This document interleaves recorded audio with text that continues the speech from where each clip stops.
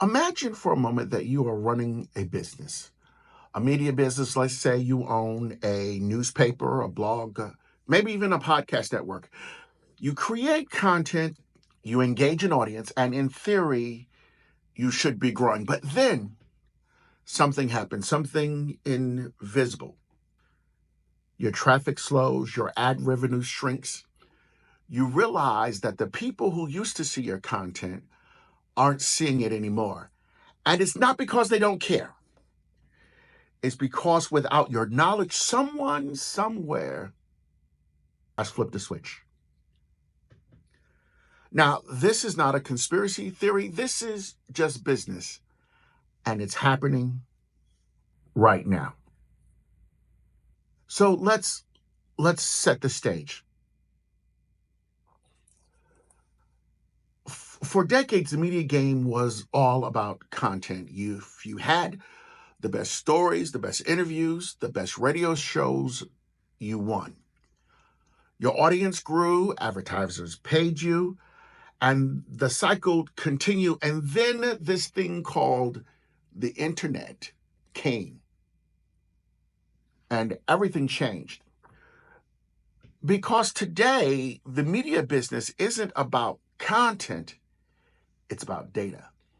And if you cannot control the data, if you don't own the platform, the traffic, or the analytics, then you don't really own your audience.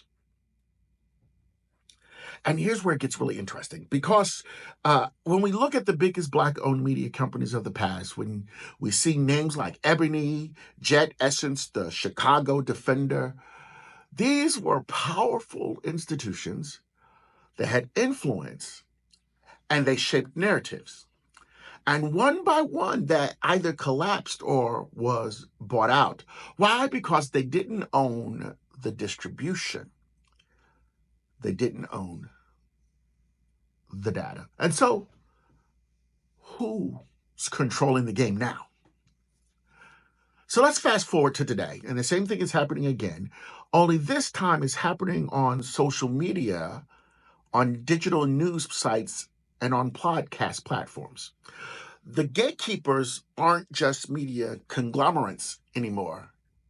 They're tech companies. Meta, Google, Apple, TikTok. These platforms decide who sees what.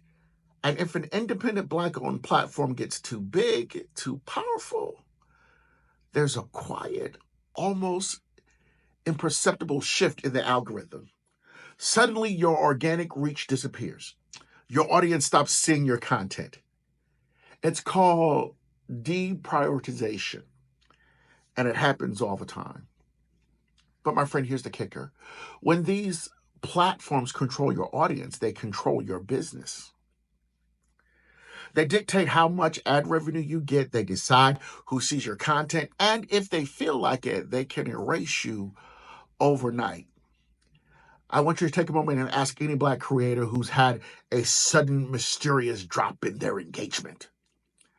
Ask any Black-owned media company that's tried to run ads and found their content flagged, restricted, or outright banned. The problem isn't just access. It's ownership. So I know you're asking me right now, so what's the solution? So here's the good news. There's a playbook, and it's not a secret. Let's look at who's winning in this space, because there's some. Many companies that own their own distribution, think the Shade Room or Blavity, they built direct audiences outside of traditional channels. Email newsletters, platforms like the Morning Brew and the Skim, figured out that if you own the email list, no algorithm can silence you. Then there is vertical integration. Some Black-owned platforms are getting smart. They're not just creating content, they're selling products. They're building communities. And they're developing their own ad network. And then there's the biggest power move of all: acquisition. Because here's the real game changer. If you want to compete in media today, you don't just start from scratch. You buy traffic. You buy audiences. You buy platforms. That's what major companies do all the time. And if we're serious about competing, if we want Black-owned media to not just survive but thrive, we have to start thinking the same way. And I know you're asking yourself, J.R. Byrd, what's next? So check this out. This is where we need to take a step back. The reality is we're not losing because Black audiences aren't interested in Black-owned media. The demand is there, the power is there, the influence is there. What's missing is the infrastructure, the ownership of data, and the control of distribution. But if Black entrepreneurs, Black investors, and Black media leaders start playing the game differently, start thinking bigger, start acquiring instead of just building, then suddenly we're not at the mercy of the algorithm anymore.